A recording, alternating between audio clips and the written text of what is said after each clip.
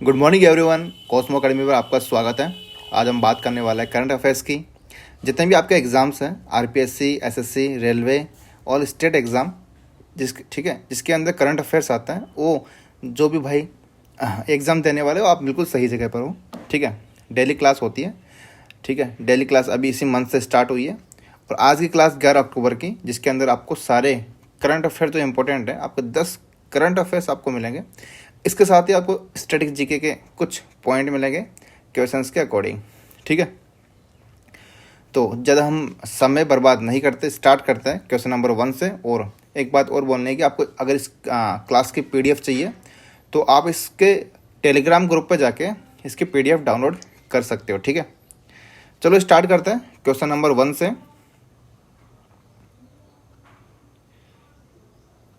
ठीक है, भारत में ऊँटों की संख्या में लगातार हो रही गिरावट को रोकने के लिए मत्स्य पालन, पशुपालन और डेयरी मंत्रालय ने कौन सा राष्ट्रीय मिशन प्रस्तावित किया है?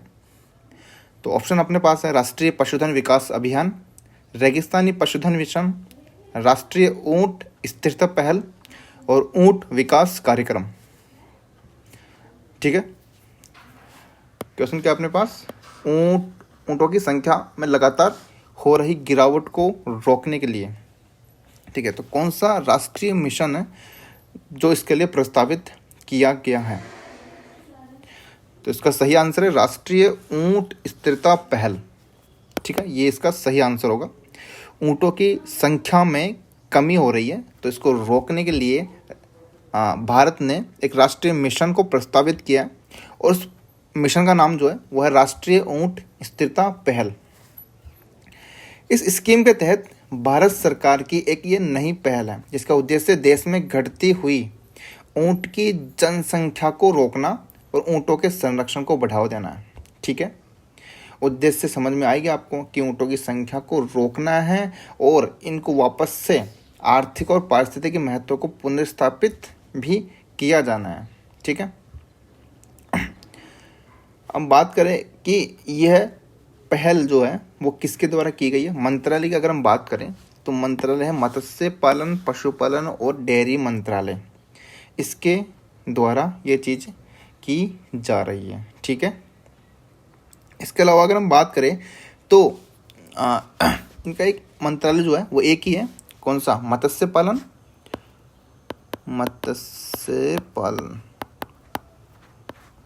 और पशुपालन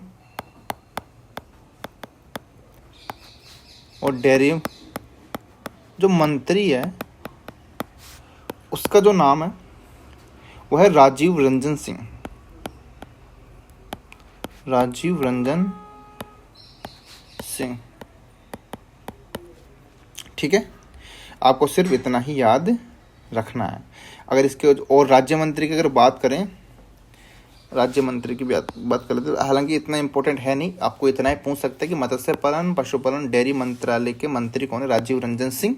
ठीक है, और क्वेश्चन के अकॉर्डिंग अपना सही आंसर है वो है राष्ट्रीय ऊँट स्थिरता पहल। इसके अलावा आपसे कुछ पूछेगा नहीं। ठीक है, बात करते हैं नेक्स्ट पे।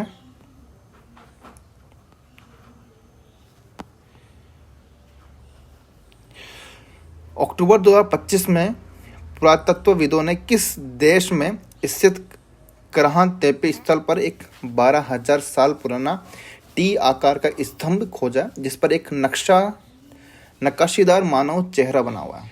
क्या बना हुआ है? नक्काशीदार मानव चेहरा बना हुआ है। ठीक है, तो ऑप्शन अपने पास है: ईरान, तुर्की, ग्रीस, मिस्र। ठीक है, तो इसका सही जो है अपना आंसर है तुर्की, जिसका नाम जो है अभी तुर्की नहीं है, तुर्की कर दिया गया है। इसका जो नाम है वो तुर्की कर दिया गया है। ठीक है, पूछ क्या रहा है आपको? उनको इतना सा पूछ रहा है कि एक स्थल है कराहा तेपे स्थल, ठीक है, जहाँ पर एक 12,000 साल पुराना टी आकार का स्तंभ खोजा गया। ठीक है, एक स्तंभ खोजा गया जिस पर एक नक्काशीदार मानव चेहरा बना हुआ है। ठीक है, ये कहाँ पर खोजा गया? इसका जो आंसर है वो तुर्की है। ठीक है, इतना सा आपको याद करना है। उसके अलावा पूछते हैं, ठीक है, इसके बारे में अगर कुछ पूछे तो तुर्की की राजधानी जो है,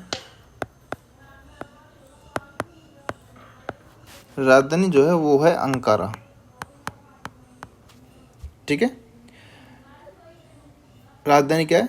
अंकारा। सबसे बड़ी सिटी की अगर बात करें यहाँ पे इस्तांबुल है। अगर सिटी की कुछ बात करें, ठीक है, इस्तांबुल नाम सुना होगा आपने, इस्तांबुल।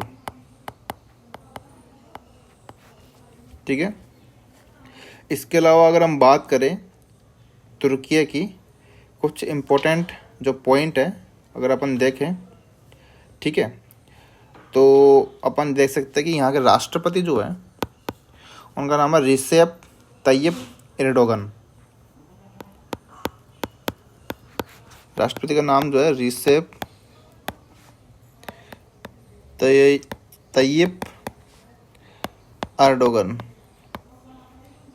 ठीक है, ये अपना जो तुर्की के बारे में कुछ इन्फॉर्मेशन है, आप इसको देख सकते हैं। आपको सिर्फ करंट अफेयर्स से अकॉर्डिंग, करंट अफेयर्स से के अकॉर्डिंग आपका जो सही आंसर हो जाएगा वो तुर्की हो जाएगा। और आपको याद क्या करना है कि एक स्थान है करहान तेपे, जहाँ पर 12,000 साल पुराना टी आकार का स्तंभ खोजा गया है और जिस पर एक नक्काशीदार मानव का चेहरा भी बना हुआ है।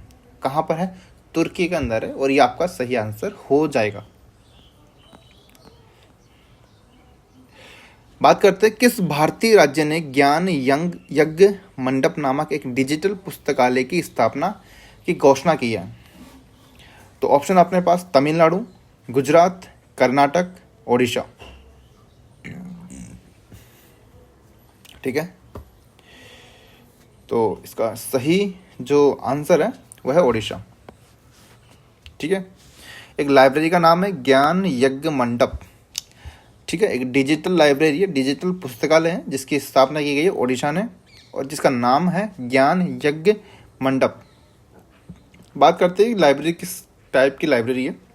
इसका उद्देश्य है ना, वह है पुराने दुर्लभ पवित्र दस्तावेज, धार्मिक ग्रंथ, संस्कृति को जोड़ने वाले रिकॉर्ड्स को डिजिटली संरक्षित करती है ताकि उन्हें शोधार्थियों, भक्तों आदि के लिए सुलभ बनाया जा सके।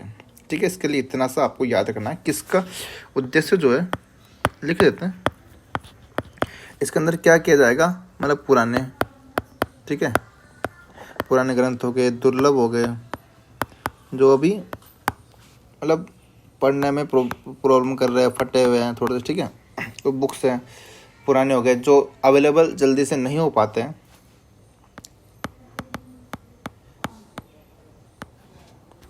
दस्तावेज, धार्मिक ग्रंथ, ठीक है, इनको जोड़ने के, इनका रिकॉर्ड जो है करने के लिए एक लाइब्रेरी बनाई गई जहाँ पे क्या है, बहुत जो भक्त है, जो शोध करते हैं, उनको अवेलेबल इजीली हो जाए, इसलिए ये बनाई गई है। और ये लाइब्रेरी लाइब्रेरी जो है ना, वो उड़ीसा के पुरी शहर में बनेगी। कहाँ बनेगी? पुरी शहर में।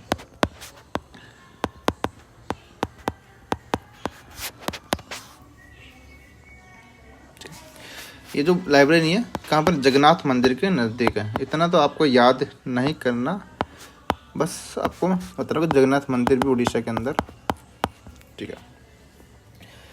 कहाँ बनाई है? पुरी के अंदर बनाई है, उड़ीसा के अंदर, और ये जगन्नाथ मंदिर के पास में। उद्देश्य आपको समझ में आ ही गया होगा, ठीक है। बात करते हैं नेक्स्ट क्वेश्चन पे।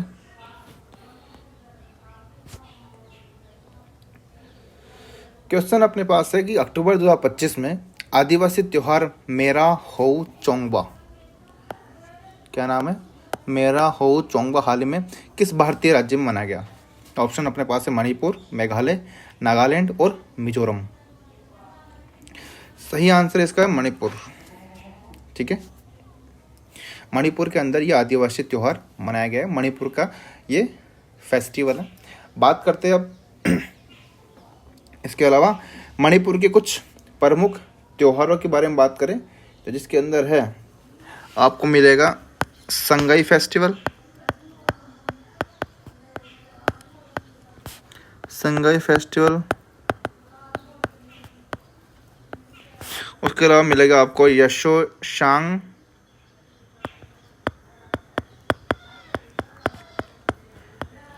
यशोशांग फेस्टिवल। उसके अलावा मिलेगा निंगोल चकोबा,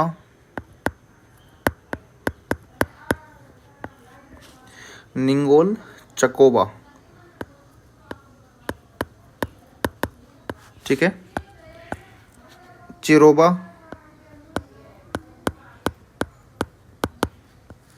ठीक है। लुई नगाई नी,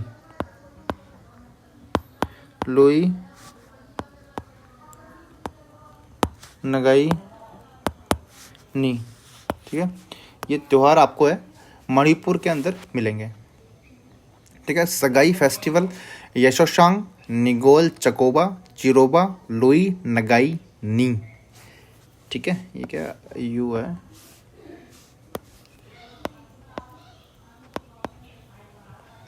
ये आपके फेस्टिवल्स है मणिपुर के जो आपको याद रखना है, ठीक है। तो अपना आंसर जो है इस मेरा हो चोंगबा से मणिपुर हो गया। मणिपुर के कुछ इंपॉर्टेंट फेस्टिवल है जिसके अंदर संगाई फेस्टिवल, यशोशांग, निंगोल चकोबा, चिरोबा और लुई नगाई नी। आपको याद नहीं होते, मुझे पता है, कुछ नाम अटपटे लगते हैं थोड़े से, लेकिन आपको एग्ज़ाम पास करना है तो आपको ये याद करने पड़ेंगे, क्योंकि याद करना ज़्यादा इम्पोर्टेंट है, जॉब लेना ज़्यादा इम्पोर्टेंट है। याद करना अपने आप आपके लिए इजी हो जाएगा, ठीक है।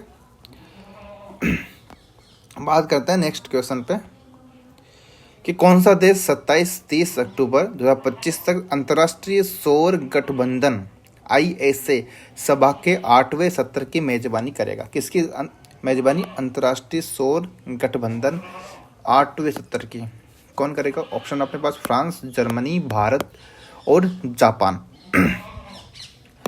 क्या आंसर हो जाएगा इसका?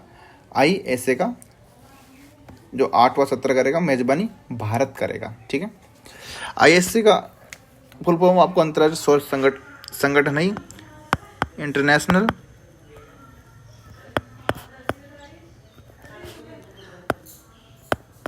इंटरनेशनल सोलर अलायंस,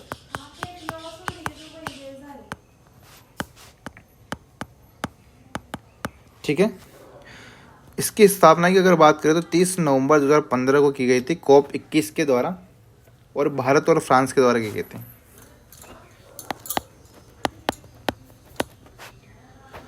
स्थापना जो थी इसकी 30 नवंबर 2015 को की गई थी। किसके द्वारा, किसकी मीटिंग हुई थी? COP21 में। किसके द्वारा की गई थी? भारत और फ्रांस के द्वारा, ठीक है। स्थापना 30 नवंबर 2015 COP21 के द्वारा, और भारत और फ्रांस मिलकर इसकी स्थापना किए थे, ठीक है। इसके अलावा इसकी बात देखें तो भारत को पुनः चुना गया ISA के राष्ट्रपति प्रेसिडेंट के पद पर 2024 और 26 के लिए। इसके अंदर कंट्री ही अध्यक्ष बनता है, तो इसका जो अध्यक्ष है वो भारत बनाया गया है 2024 से लेके 26 तक। इसके अलावा इसके अंदर क्वेश्चन जो है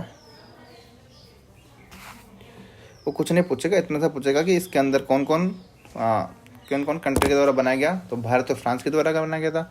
कब स्थापना हुई थी? 30 नवंबर 2015 को COP21 के द्वारा, ठीक है। और अभी 8वां जो सत्र है उसकी मेजबानी कौन कर रहा है? उसका आंसर है भारत करेगा, ठीक है। कौन सा देश 9 से 15 अक्टूबर तक परिवर्तनकाली संरक्षण को सशक्त बनाना विषय पर 2025 आयुसियन विश्व संरक्षण कांग्रेस की मेजबानी कर रहा है? ठीक है, ऑप्शन अपने पास है फ्रांस, UAE, USA और भारत, ठीक है।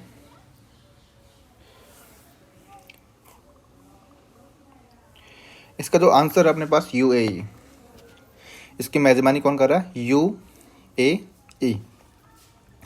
कुछ नहीं, आपको इतना याद रखना कि इसकी जो थीम है, विषय है, वह परिवर्तनकारी संरक्षण को सशक्त बनाना होता है, ठीक है। उसके अलावा 2025 आयुसियन के विश्व संरक्षण कांग्रेस की मेजबानी कौन कर रहा है? UAE कर रहा है, ठीक है। इसके अलावा हम बात करते हैं आयुसियन के बारे में, ठीक है। आयुसियन की फुल फॉर्म क्या है? International union for conservation of nature, international union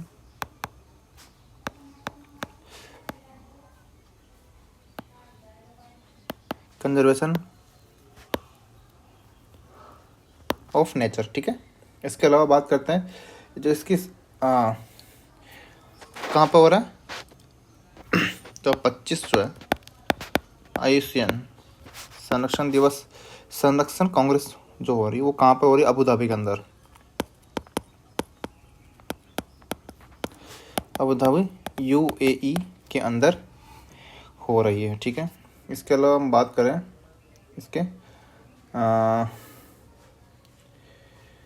IUCN के बारे में, जो आईयूसीएन की जो स्थापना हुई थी वो कब हुई थी, 1948 के अंदर हुई थी, ठीक है। स्थापना की जो जगह थी वो थी फ्रांस, ठीक है। लेकिन इसका जो हेडक्वार्टर है वो है ग्लैंड, कहाँ पे, स्विट्जरलैंड, ठीक है। आपको इतना सा याद करना है, इसके अलावा आपको कुछ याद करना नहीं है, ठीक है।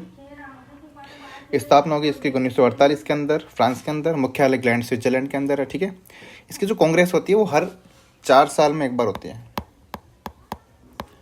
4 साल में एक बार इसकी कांग्रेस होती है, ठीक है। जो अभी 25 में अबू धाबी यूएई हो रही है, ठीक है। इसके अंदर क्या क्या इंपॉर्टेंट है आपको, इसकी 2025 आईयूसीएन विश्व संरक्षण कांग्रेस की मेज़बानी यूएई कर रहा है, यूएई के अंदर कहाँ पे है, अबू धाबी कर रहा है, ठीक है। आईयूसीएन की फुल फॉर्म क्या है, international union for conservative of nature. IUCN की स्थापना 1948 में फ्रांस में हुई थी, लेकिन हेडक्वार्टर जो है इसका ग्लैंड स्विट्जरलैंड के अंदर है। और ये जो कांग्रेस है वो 4 साल में एक बार होती है, और जो 25 में हो रही है वो यूएई में हो रही है, यूनाइटेड अरब अमीरात। सुसुमु कितागावा, रिचर्ड रॉबसन और उमर एम यार्थी को किस अग्रणी कार्य के लिए 2025 का रसायन विज्ञान का नोबेल पुरस्कार प्रदान किया गया है, ठीक है। मैं इस पर डिस्कस कर चुके हैं, लेकिन फिर से वापस एक क्वेश्चन घूम के आया तो आपको बता दूं। इसके अंदर ऑप्शन है अपने पास, धातु कार्बनिक ढांचों का निर्माण, CRISPR जीन संपादन का विकास, ग्राफीन की खोज और लिथियम आयन बैटरियों का आविष्कार, ठीक है। तो अपने पास जो है इसका सही आंसर हो जाएगा। पहले तो मैं बताता हूँ आपको कौन कौन से नोबेल प्राइज़ हर कैटेगरी के अंदर जो मिले, मैं आपको उन सब का नाम बताता हूँ, फिर इसके आंसर पाता है, ठीक है। तो बात करते हैं पहला किसका मिला, पहला क्या मतलब, पहले टॉपिक पे आते हैं नोबेल शांति पुरस्कार किसको मिला है, शांति का नोबेल पुरस्कार किसको मिला है, ठीक है। शांति का नोबेल पुरस्कार मिला है विजेता मारिया कोरिना मचाडो, क्या नाम है, मारिया कोरिना मचाडो, ठीक है। क्यों मिला है, टॉपिक क्या है मिलने का, टॉपिक ये है कि उन्होंने वेनेजुएला में शांतिपूर्ण, ठीक है, एक तरीके से शांति करने का काम किया, शांति स्थापित, वेनेजुएला में लोकतांत्रिक अधिकारों को बढ़ावा देने और तानाशाही से लोकतंत्र के शांतिपूर्ण संक्रमण के लिए उनके संघर्ष के लिए ये दिया गया। मतलब ऐसे बोलते हैं कि वेनेजुएला के अंदर शांति स्थापित करने के लिए बहुत सारे कार्य किए गए, शांति स्थापित करने के लिए, ठीक है। वेनेजुएला में शांति स्थापित करने के लिए ये पुरस्कार दिए गया, ठीक है। अब बात करते हैं सेकंड टॉपिक, इतना ही देखना, चिकित्सा के अंदर, मेडिसिन के अंदर अपन ये देख चुके हैं, लेकिन वापस से रिपीट कर रहे हैं, ठीक है। किस किस को मिला है, ये मिला है 3 बंदों को, जिनके नाम जो है वो है मैरी ई ब्रंको,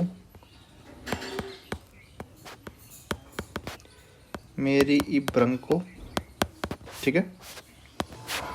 दूसरा फ्रेड रामस्टेल,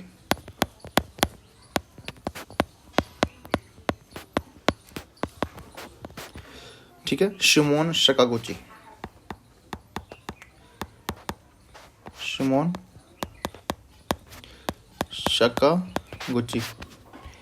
चिकित्सा के अंदर मैरी ई ब्रंको, फ्रेड रामस्टेल, शिमोन शकागुची, ठीक है। किस टॉपिक पे मिला है, टॉपिक इन्होंने क्या किया है, जो परिधीय इम्यून सहिष्णुता है उनके अभूतपूर्व योगदान के लिए, जो शरीर को अपनी कोशिकाओं पर हमला करने से रोकता है। परिधीय इम्यून सहिष्णुता, पेरिफेरल इम्यून टॉलरेंस। परिधीय इम्यून सहिष्णुता, ठीक है। बात करते हैं तीसरा जो नोबेल प्राइज़ है वो है फिजिक्स के अंदर भौतिकी।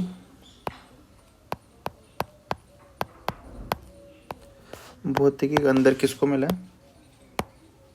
भौतिकी के अंदर विजेता John Clarke, Michel H Devoret और जॉन एम मार्टिनेस।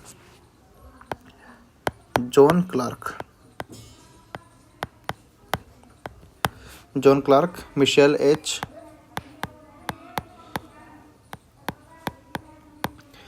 एच डेवोरेट,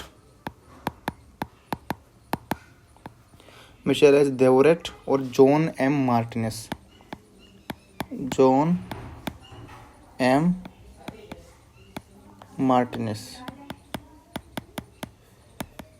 ठीक है। क्यों मिला है फिजिक्स के अंदर, क्यों मिला क्वांटम फिजिक्स को लेकर? आपको टॉपिक याद रखना है ना, क्या किया इतना दिमाग में नहीं लाना। क्वांटम फिजिक्स इतना ध्यान रखना आपको, क्वांटम भौतिकी से रिलेटेड है। उसके बारे में बाद में अगर हम बात करें, चौथा वो केमिस्ट्री के अंदर, रसायन के अंदर, ठीक है। रसायन के अंदर जो है किस किस को मिला है? सुसुमु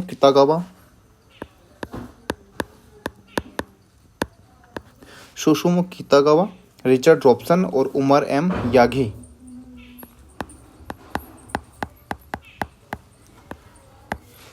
रिचर्ड रॉबसन,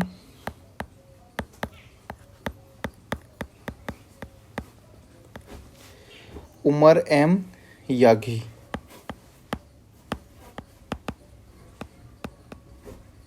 ठीक है, ये आपके नाम है। किस लिए मिला केमिस्ट्री के अंदर? मेटल ऑर्गेनिक फ्रेमवर्क,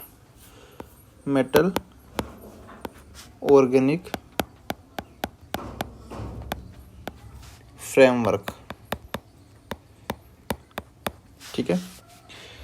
उसके बारे में बात करें, पांचवा जो है साहित्य में किसको मिला है? साहित्य के अंदर मिला है लाज़्लो क्रास्नोहोरकाई।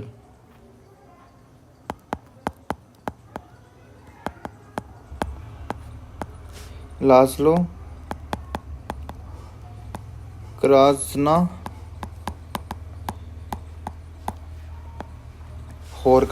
ठीक है। ये किस लिए मिला है? प्रेरणादायक और दूरदर्शी कृतियों के लिए।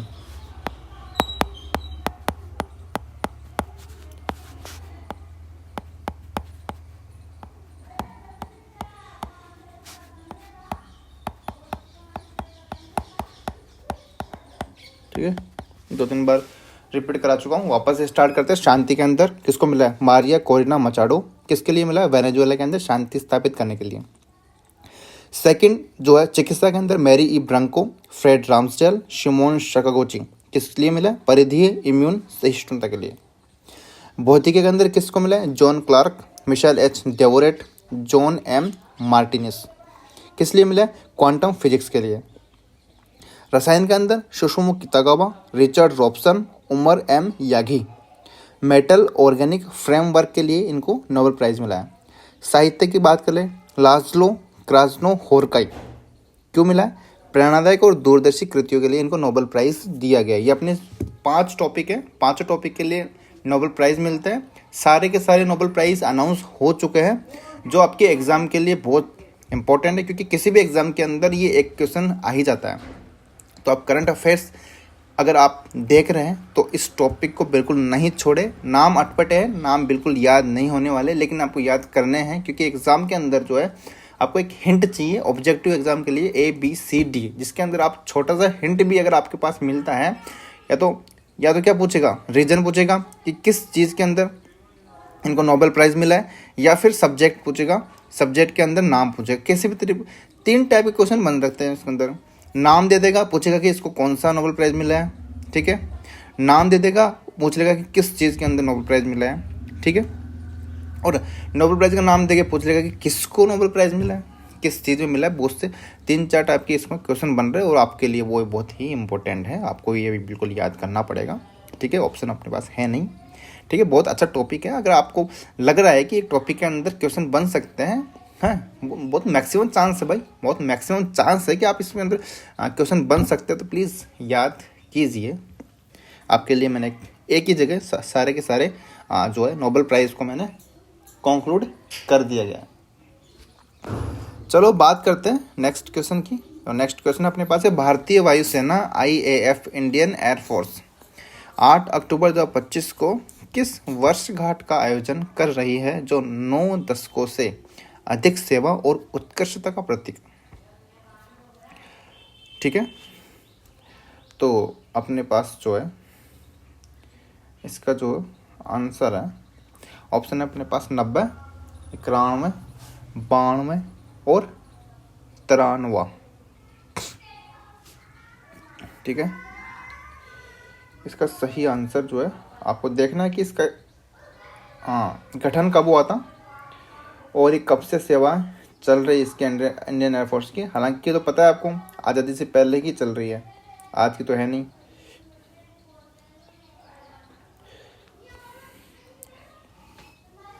क्या होगा इसका सही आंसर?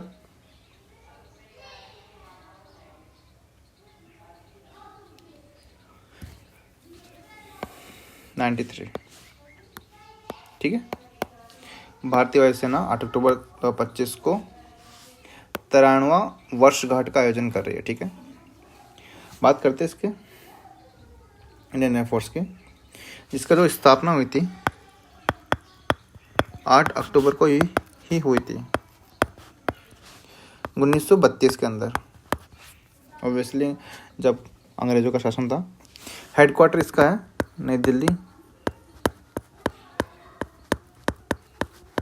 ठीक है। उद्देश्य क्या है इसके अंदर? एयरफोर्स जो है हवाई सेवा है उसकी रक्षा करना, ठीक है। वायुसेना दिवस 8 अक्टूबर को मनाया जाता है, ये आपको पता होगा। वायुसेना जो दिवस है, जब 8 अक्टूबर की स्थापना हुई तो 8 अक्टूबर को इसका स्थापना दिवस मनाया जाता है, ठीक है। इसके अलावा इसके कुछ इम्पोर्टेंट जो है वो ऑपरेशन देख लेते हैं एयरफोर्स के, जो आज तक एग्ज़ाम के लिए इम्पोर्टेंट है, ठीक है। कुछ इम्पोर्टेंट महत्वपूर्ण ऑपरेशन, ठीक है। इसके अंदर पहला है कि ऑपरेशन सैफेद सागर,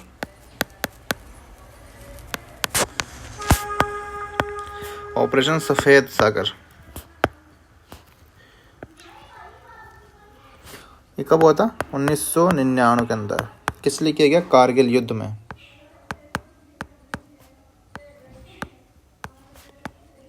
कारगिल युद्ध में इसकी सेवाएं लेने के लिए। सेकंड ऑपरेशन मेघदूत,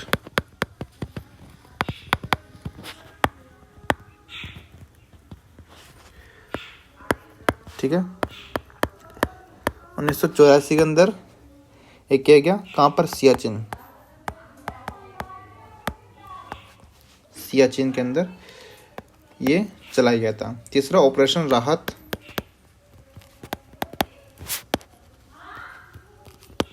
ठीक है। 2013 के अंदर कहाँ पर? उत्तर भारत में बाढ़ के लिए।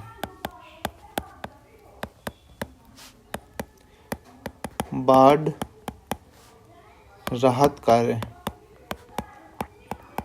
ठीक है।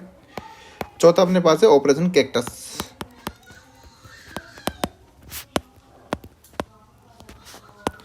ये 1988 के अंदर किया गया था। मालदीव में सैन्य हस्तक्षेप, मालदीव में सैन्य हस्तक्षेप,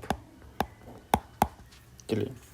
ठीक है, ये अगर कुछ अपने इंपॉर्टेंट ऑपरेशन जो एग्जाम में आते हैं, ऑपरेशन सफ़ेद सागर कारगिल युद्ध में यूज किया गया था, ऑपरेशन मेघदूत 1984 सियाचिन, ऑपरेशन राहत 2013 उत्तर भारत में बाढ़ राहत कार्य, ऑपरेशन कैक्टस 1988 में मालदीव में सैन्य हस्तक्षेप के लिए।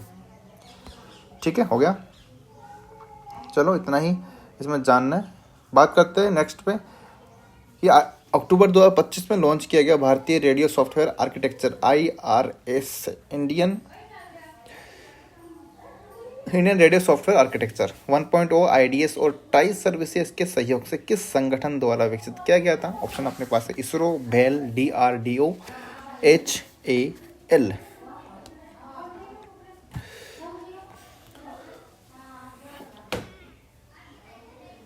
इसका सही आंसर अपने पास DRDO।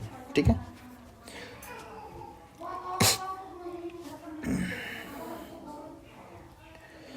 IRS का जो विकास है ना, स्टार्टिंग अगर हम बात करें, जो IRS का विकास हुआ है स्टार्टिंग के अंदर 2021 के अंदर जो था वो नॉर्मल था। SDR प्रणालियों के लिए राष्ट्रीय मानक की आवश्यकता महसूस की गई। ठीक है, 2022 के अंदर की बात करें, DRDO ने IRS के विकास के लिए एक तकनीकी टीम का गठन किया और 2025 के अंदर IRS नामक मानक 1.0 को औपचारिक रूप से जारी किया गया। ठीक है, आपको इतना ही याद करना है। इसके अलावा बात करते हैं लास्ट क्वेश्चन पे। आवास एवं शहरी मामलों के मंत्रालय MOHUA ने 7 अक्टूबर को मनाए गए विश्व आवास दिवस 25 को किस थीम के तहत मनाया गया? ठीक है, तो इसका जो है ऑप्शन अपने पास है cities for all, urban solutions to crisis, sustainable urban future और रेजिलिएंट सिटीज। ठीक है, तो इसका सही आंसर अपने पास है अर्बन सॉल्यूशंस टू क्राइसिस। आवास एवं शहरी मामलों के मंत्रालय 7 अक्टूबर को मनाए गए विश्व आवास दिवस, क्या विश्व आवास दिवस को किस थीम के तहत मनाया गया? ठीक है, एक तो आपको याद रखना कि विश्व आवास दिवस जो है 7 अक्टूबर को मनाया जाता है। थीम अपने पास है अर्बन सॉल्यूशन टू क्राइसिस। ठीक है, ठीक है, विश्व आवास दिवस। ठीक है, 7 अक्टूबर को मनाया जाता है। उसकी जो थीम है वो है अर्बन सॉल्यूशंस टू क्राइसिस। ठीक है, आप आज के सारे क्वेश्चन कंप्लीट हो चुके हैं। ठीक है, आपके एग्ज़ाम से रिलेटेड। इसके अलावा मैं संडे को आपके एक दिल्ली पुलिस के लिए एक वीडियो बनाऊंगा जिसके अंदर आपको सारी जो है इन्फॉर्मेशन मिलेगी। उसके अलावा प्रीवियस ईयर की जो कट ऑफ्स है वो आपसे शेयर की जाएगी, किस तरीके से रोड मैप बनाएं, किस तरीके से प्लान बनाएं स्टडी का। ठीक है, उसके बारे में सारी चर्चा करेंगे। इसके साथ मैं समाप्त करता हूँ क्लास को। Thank you.